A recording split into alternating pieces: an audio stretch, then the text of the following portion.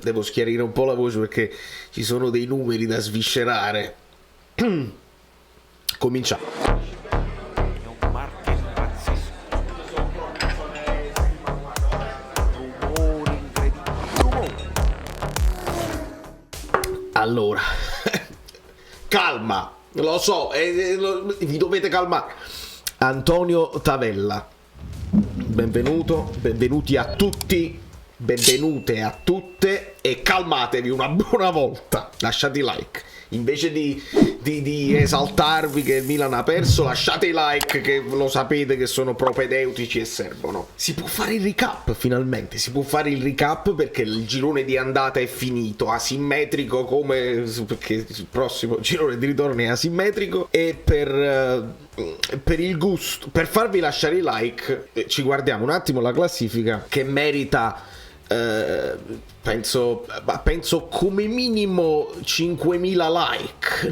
Non lo so, non riceverò nemmeno 5.000 visualizzazioni, ma 5.000 like sarebbero necessari per un Napoli che chiude a 50 e la seconda è a 38, poi a seguire Lazio, Inter e Roma a 37. Consideriamo ancora la Juventus a 38 per sfizio perché le sorelle sono 7 e quindi le dobbiamo considerare a 38. Tutte a 38 per rendere i calcoli più semplici, perché poi il calcio non è fatto solo di numeri, però ci aiuta con un Abrabam tattico, ancora una volta Peppe Di Palma che raccoglie i dati durante tutta la stagione. Sono un po' emozionato, ma non devo essere emozionato, vi voglio spiegare come la penso, ecco, come la penso e come il discorso mio che sono le piccole che non devi steccare ha un senso e si può comprendere bene guardando gli scontri diretti che hanno avuto le famose sorelle. Allora, con calma, questo è quanto è stato fatto dal Napoli e dalle sorelle in questo girone d'andata. Ovviamente essendo asimmetrico, il buon Peppe le ha messe in ordine alfabetico perché tanto poi al ritorno non ci troviamo e le mettiamo così come vengono e lo sappiamo che la prossima è con la Roma e quindi il Napoli così. La media punti, ecco, la media punti è importante. Ora lasciate perdere i potenziali punti finali, che se uno facesse solo vittorie è calcisticamente impossibile fare solo vittorie e chiudere a 107. Come idem è calcisticamente impossibile che l'Inter faccia solo vittorie e chiuda a 94. Perché? Perché la media punti dell'andata è 1.9, dovresti fare una media punti di ritorno di 3, è troppo assai, credetemi, è troppo assai. Idem per quanto riguarda il Milan con una media di 2, l'Atalanta con una media di 1.8, la Juventus con una media di 2 come il Milan, però stanno laggiù, e la Lazio 1,9 con la Roma. Adesso le dobbiamo tenere presente sia Lazio che Roma perché sono lì. Poi tra l'altro adesso vediamo perché questi ragionamenti hanno un senso e dobbiamo trovare l'antinapoli. Lo so che questo è interessante perché è l'anno scorso. Lo so che poi il discorso è semplice, il discorso, la domanda, la risposta più banale, che poi potrebbe essere anche quella più giusta, perché quella più giusta è che il Napoli è l'antinapoli. Perché? Perché con un discorso molto semplice noi guardiamo cosa è successo l'anno scorso, per esempio all'Atalanta, che crolla proprio l'Atalanta, passa da una media punti di 2 a 1.1, perde 17 punti nel girone di ritorno e noi questo lo dobbiamo tenere presente come dato. Però prima di vedere questo dato sono usciti i giornali, guardateli i giornali, vi ricordate quegli stessi giornali che dicevano il Milan stiamo arrivando, non è finita, tutte cose così. Adesso la Gazzetta dello Sport giustamente titola il Milan è sparito e giustamente così subito Zaniolo, perché così subito si riprendono, e poi qua c'è Inzaghi, ovviamente così le coppe non bastano, poi c'è la Juve di Maria, del Napoli non c'è proprio, non siamo prima in classifica. Non c'è proprio traccia, mentre il Corriere dello Sport, Milano sparito, non hanno manco fantasia tra di loro, il Milan è sparito, Milano è sparita, perché il Corriere dello Sport insiste anche con l'Inter. Dopo il flop dell'Inter arriva la pesantissima sconfitta, Lazio strepitosa, Sarri fa felice anche il Napoli, almeno hanno scritto la parola Napoli, Spalletti a più 12, quindi Roma, Zaniolo, Inter, Skriniar, Elkan in gioco la Serie A, e poi per farci una risata tutto sport, ovviamente il Torino, perché è una cosa di Torino, popolo Juve, cresce la rivolta, si rivoltano.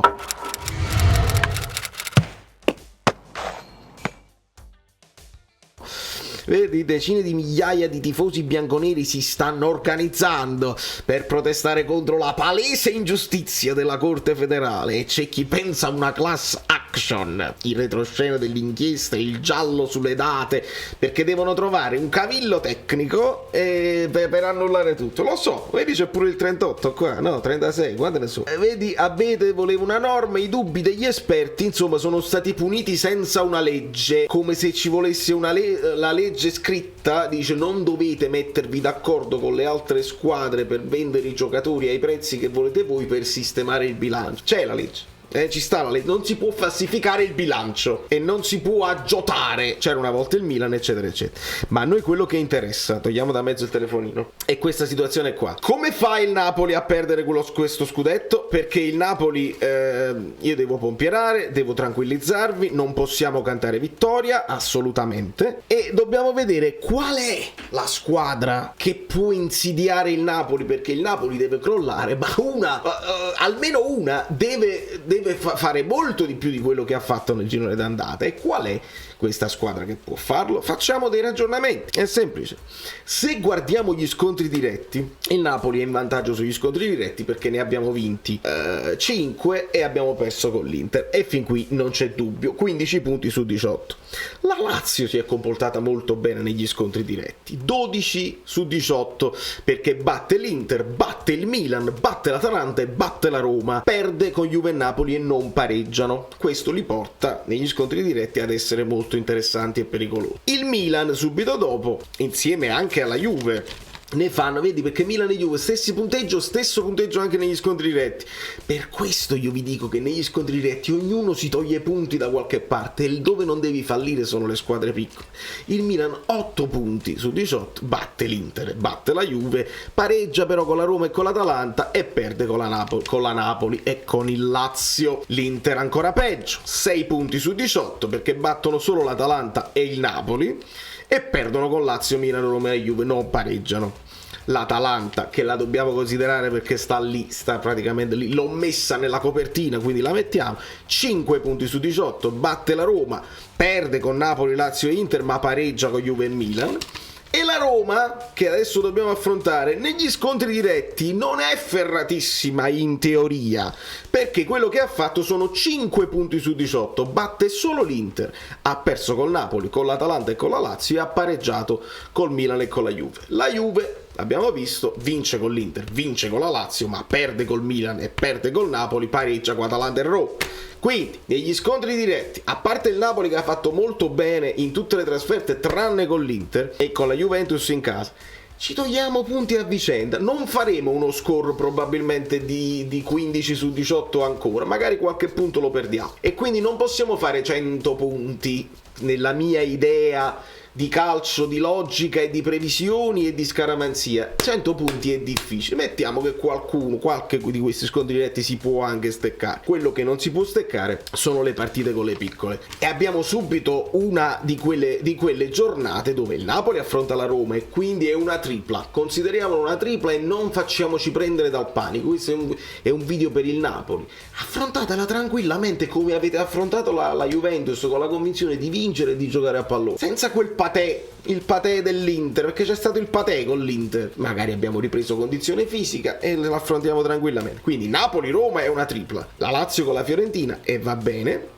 La Juventus col Monza, il Milan col Sassuolo, l'Atalanta con la Sampdoria e l'Inter con la Cremonese. Quindi tutte squadre che hanno molta difficoltà a fare gol e a vincere le partite. Però poi il contro della medaglia è che dopo il Napoli dobbiamo vedere le giornate a due alla volta. Il Napoli deve andare alla Spezia, poi c'è il derby di Milano, quindi già lì qualcosa succederà che riassesterà l'eventuale tripla con la Roma, le riassesta e la Roma proprio potrebbe prendere piede con l'Empoli e la Lazio con il Verona. Quindi vi dico la verità, questa partita con la Roma diventa importantissima semplicemente per una cosa, perché se si dovesse steccare, si parlerà di Roma anti-Napoli. È la Roma l'anti-Napoli, perché poi c'è subito il derby per le milanesi e quindi vanno in difficoltà. La Roma potrebbe essere l'anti-Napoli se batte il Napoli e la Lazio potrebbe stare in scia. Queste sono le due giornate. Ora, perché noi dobbiamo stare tranquilli, secondo me, e giocarci questa situazione di tranquillità? Perché vediamo cosa si è fatto nei due gironi dell'anno scorso. Abbiamo un girone in più molto particolare perché il Napoli è andato oltre le previsioni facendo 50 punti, ma il resto è abbastanza in linea se voi guardate i numeri. Il Napoli l'anno scorso fa 39 nel girone d'andata e 40 nel girone di ritorno,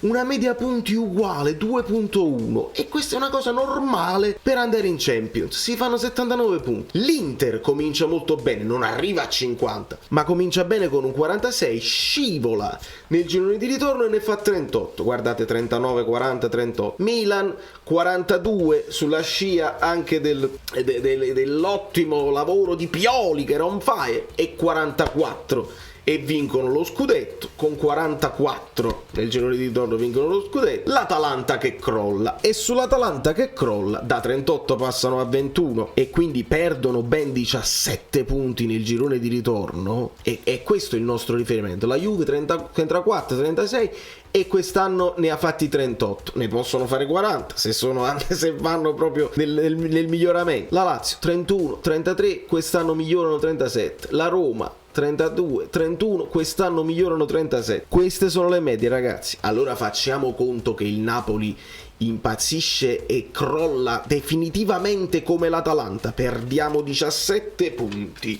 Ok, quindi da 50 meno 17 facciamo 33 punti nel girone di ritorno. È grave, è gravissimo. Il Napoli quindi chiuderebbe a 83, media ottima per la Champions ma difficile per lo scudetto. Che cosa succede? Che per farci superare, se ho fatto bene i calcoli, perché la matematica non è un pignone, il Milan per superarci e vincere lo scudetto deve fare 45 punti. No, 46. Il Milan l'anno scorso ne fa 44, ne fa 42. Si possono fare 45 punti? Certo che si possono fare, ma arriva a 44 dopo un girone d'andata di 42, non di 38, capitemi. E la stessa Atalanta che arriva a 21 parte da un girone d'andata di 38, non di 50. Ecco perché tutti questi calcoli che stiamo facendo insieme, lo so, vi ho fatto una capa di numeri, ma per farvi capire che dobbiamo stare tranquilli, che non abbiamo vinto, che dobbiamo giocarci tutte le partite una dietro l'altra e goderci il percorso. Ma è difficile perché le squadre, per superarci in caso di crollo, devono fare un minimo di 46 punti, cosa che è riuscito a fare solamente l'Inter l'anno scorso. Solamente lì, 46 punti. Che cosa significa? Che l'Inter è in grado di fare 46 punti, che le altre squadre sono lì, il Milan li può fare, perché stiamo lì con i 44, già con la Lazio e con la Roma è un po' più difficile, con l'Atalanta è un po' più difficile, e con la Juventus si potrebbe pensare, però stanno laggiù e bisogna vedere che cosa succede a livello politico. Di conseguenza, ragazzi, chi è l'anti-Napoli? Prima di tutto è il Napoli, ovviamente, ma anche se fosse il Napoli l'anti-Napoli e crolliamo, ci deve essere una che fa questi 46 punti. Li può fare il Milan? Sì, però hanno avuto una brutta botta psicologica, si devono riprendere, devono fare qualcosa anche sul mercato. Li può fare l'Inter? Sì, li può fare l'Inter perché ha dimostrato di farli in passato, nel passato recente, però quest'anno perdono tante partite, qualcosa non va come gli anni scorsi. Li può fare la Roma, li può fare la Lazio, 46 punti. La vedo un po' difficile, ma il calcio è bello perché siamo qui a parlare a vanvera e poi ci smentisce tranquillamente. Di conseguenza penso che le ho dette tutte. Sì, da New York Valerio Fluido è tutto. Voi mi fate sapere qual è l'anti-Napoli, a parte il Napoli, qual è la squadra che secondo voi vi ha più impressionato in questo girone d'andata tra il Milan, l'Inter, la Lazio, la Roma, quindi Dybala, Immobile che deve recuperare, però è Sarri, là, è più Sarri che Immobile, Milinkovic-Savic, l'Inter, Lukaku che si deve riprendere perché altrimenti è lì che loro sono venuti meno fondamentalmente, anche in difesa perché Skriniar si parla, ma non ci sono tante più certezze, Onana in porta così. Il Milan, anche loro perdono il portiere ed è una cosa grave, hanno perso tante certezze lì. L'Atalanta alterna cose bellissime a cose meno belle, quindi un po' discontinua, e la Juventus sta lì pronta a rivoltarsi nelle cose così. Da New York ho detto, Valerio Fluido è tutto, lasciate 15.000 like. Sembra una parrucca, ma non è vero, perché vedi cambia. Ah, ma no, che meraviglia, io me li fai. Sono Saverio Asoli. Dobbiamo arrivare a 20.000 iscritti, di cortesia, perché questo è l'anno. Avete lasciato i like. Niente più, dai, basta, sei cringe.